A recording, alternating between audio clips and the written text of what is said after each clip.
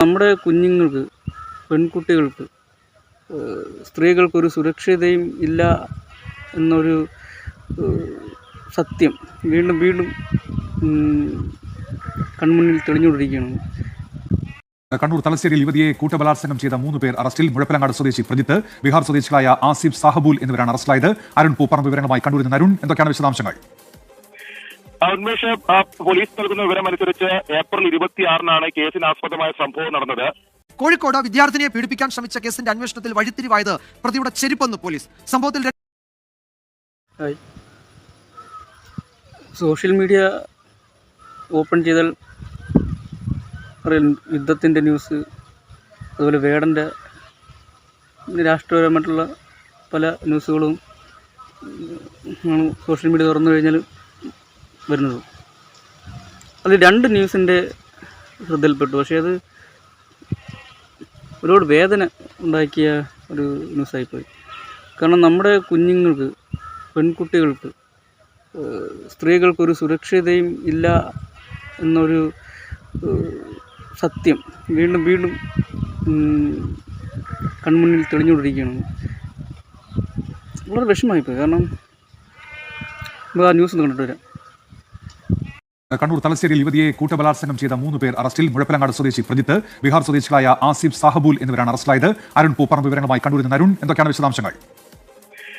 Unmesh, police നൽകുന്ന വിവരമനുസരിച്ച് April 26-നാണ് കേസിനാസ്പദമായ സംഭവം നടന്നത്. കോഴിക്കോട് വിദ്യാർത്ഥിനിയെ പീഡിപ്പിക്കാൻ ശ്രമിച്ച കേസിന്റെ അന്വേഷണത്തിൽ വഴിത്തിരിവായത് പ്രതിയുടെ ചെരുപ്പെന്ന് പോലീസ്. സംഭവത്തിൽ 2 ബീഹാർ സ്വദേശികളാണ് കസബ പോലീസിന്റെ പിടിയിലായത്. അക്രമികളിൽ നിന്ന് പെൺകുട്ടി ഓടി രക്ഷപ്പെടുന്നതിന്റെ CCTV ദൃശ്യങ്ങൾ പുറത്തുവന്നു.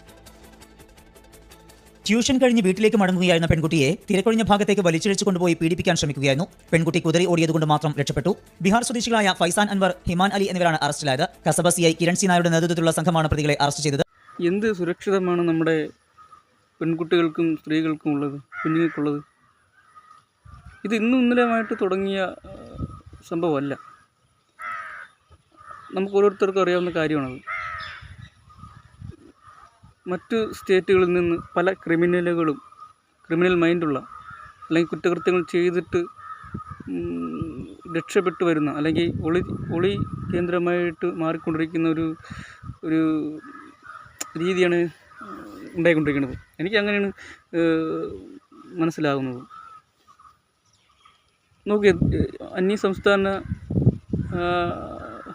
ആൾക്കാരിൽ നിന്ന് എന്തോരം കേസുകളുണ്ടായിട്ടുണ്ട് ഇവിടെ. പീഡനം, കൊലപാതകം, അക്രമങ്ങൾ. എന്നിട്ടും നമ്മൾക്കൊരു സുരക്ഷത വരുന്നില്ല. നമ്മുടെ സ്ത്രീകളുടെയും കുട്ടികളുടെയും സുരക്ഷ നമ്മുടെ കയ്യിലും കൂടെയാണ്. അപ്പം അറിയാലോ, ഇപ്പം തന്നെ മയക്കുമരുന്ന്, MDMA, കഞ്ചാവ്, അങ്ങനെ ഓരോ ലഹരിയിലേക്ക് നമ്മുടെ യുവതലമുറകൾ പകുതിയും പോയി കഴിഞ്ഞിട്ടുണ്ട്. അങ്ങനെയുള്ള സമയത്താണ് അന്യ സംസ്ഥാനക്കാരുടെ കടന്നുകയറ്റം ഉണ്ടായിക്കൊണ്ടിരിക്കുന്നത്. അപ്പോൾ അതൊക്കെ ആലോചിക്കുമ്പോഴാണ് നമുക്ക് ഒരു ഭയം വരുന്നത്. അന്യ സംസ്ഥാനക്കാരുടെ കടന്നുകയറ്റത്തിന് ഒരു വിലങ്ങുതടി ഇടണം. സർക്കാർ അതിന് വേണ്ട നിയമ നടപടി എടുക്കണം. ഡിപ്പാർട്ട്മെൻറ്റും ഒപ്പം പൊതുജനങ്ങളും നാം ഓരോരുത്തരും അതിനു വേണ്ടി പ്രയത്നിക്കണം. ബൈ.